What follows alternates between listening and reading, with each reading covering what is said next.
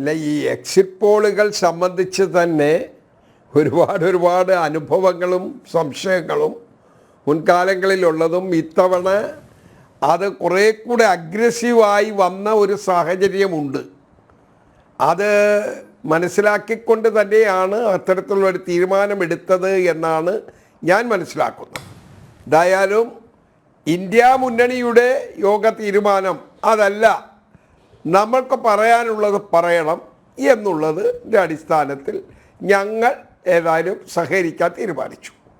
ജനാധിപത്യത്തെ ശക്തിപ്പെടുത്തുന്ന നടപടികളുടെ ഭാഗമായി അത് ഉപകരിക്കും എന്നുള്ളതാണ് അവസാനമായി ഞങ്ങൾ കണ്ടെത്തിയത്.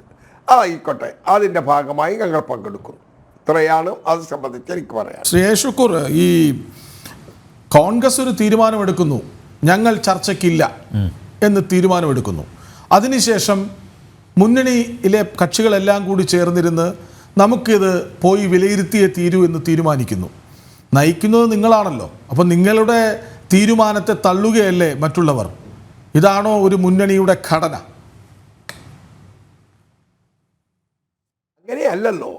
ഇതൊരു ജനാധിപത്യ മുന്നണിയല്ലേ, സ്വേച്ഛാധിപത്യ മുന്നണി അല്ലല്ലോ. അപ്പൊ നിങ്ങൾ അവരോട് തീരുമാനിക്കാതെ ഒരു തീരുമാനം എടുത്തെന്തിനാണ്? അടിച്ചമർത്തുന്ന, അവരോട് ആലോചിക്കാതെ ഒരു തീരുമാനം പ്രഖ്യാപിച്ചത് എന്തിനാണ്? അല്ല, അത് ഞങ്ങളുടെ ഒരു കാഴ്ചപ്പാടിൽ എന്തിനാണ് ഇത്തരത്തിലുള്ള ഒരു പ്രഹസനം എന്നുള്ളത് കണ്ടു. പക്ഷെ അതല്ല, നമുക്കതിൽ പങ്കെടുത്തുകൊണ്ട് കുറേ കാര്യങ്ങൾ പറയേണ്ടി വരും. കഴിഞ്ഞകാല അനുഭവങ്ങൾ കൂടിയുണ്ട്.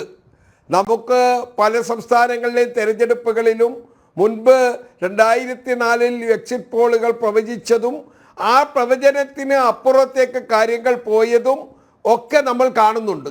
അതുകൊണ്ട് ആ രൂപത്തിലേക്കുള്ളൊരു ചർച്ച, ജനാധിപത്യത്തെ ശക്തിപ്പെടുത്തുന്ന ഒരു മാർഗം, അതിൻ്റെ ഭാഗമായി തീരണം എന്ന് ഈ മുന്നണി സംവിധാനത്തിലെ കക്ഷികൾ ആവശ്യപ്പെട്ടപ്പോൾ അതനുസരിക്കുകയാണ് ചെയ്തത്. അത് ഞങ്ങൾ ഒരു ഏകാധിപത്യവും ഞങ്ങൾ അത്തരത്തിലേക്ക് കൊണ്ടുപോകാൻ ആഗ്രഹിക്കുന്നില്ല. അല്ല ശ്രീ ഷുക്കൂർ, താങ്കൾ പറഞ്ഞു വരുന്നത് എക്സിറ്റ് പോളിലുള്ള അവിശ്വാസമാണ്, അല്ലാതെ ഭാരതത്തിലെ വോട്ടർമാരിലുള്ള അവിശ്വാസമല്ല. ഭാരതത്തിലെ വോട്ടർമാരല്ലല്ലോ, ഇന്ത്യൻ പ്രധാനമന്ത്രി കാണിക്കുന്ന പല കോപ്രായങ്ങളും നമ്മൾ കാണുമ്പോൾ അത്തരത്തിൽ നമ്മൾ ചിന്തിക്കുകയാണ്. ഇലക്ഷൻ കമ്മീഷൻ പോലുള്ള ഭരണഘടനാ സ്ഥാപനം പോലും ഒരു തരത്തിലും ഒരു കാര്യം സമർപ്പിച്ചാൽ അതിന് നീതിബോധത്തോടു കൂടിയുള്ള നടപടിയോ അല്ലെങ്കിൽ അത്തരത്തിലുള്ള ഒരു എന്താ പറയുക, ആത്മാർത്ഥതയോടുകൂടി അത് എടുക്കുകയോ ചെയ്യാതെ പോകുന്ന ഒരു ഘട്ടമായി ഈ തെരഞ്ഞെടുപ്പിനെ കാണുകയാണ്. അല്ല, ഈ എക്സിറ്റ് പോളുകളും വോട്ട് എന്തായാലും പെട്ടിയിലായി കഴിഞ്ഞു. പിന്നെ ഈ എക്സിറ്റ് പോളുകളെ മാറ്റി നിർത്തുന്നത് എന്തിനാണ്? പറയാനുള്ളത് പറഞ്ഞിട്ട് പൊയ്ക്കോട്ടെ. വോട്ടെടുപ്പ് കഴിഞ്ഞല്ലോ, എല്ലാ വോട്ടുകളും പെട്ടിയിലായി കഴിഞ്ഞു. അല്ല, എക്സിറ്റ് പോളുകൾ എത്രയോ കാലം മുമ്പ് എടുത്തതാണ്. 7 ഘട്ടങ്ങളിലായി നടന്ന തെരഞ്ഞെടുപ്പാണ്. അവസാന ഘട്ടമാണ് ഇന്നത്തെ ഇപ്പോഴെടുത്തു.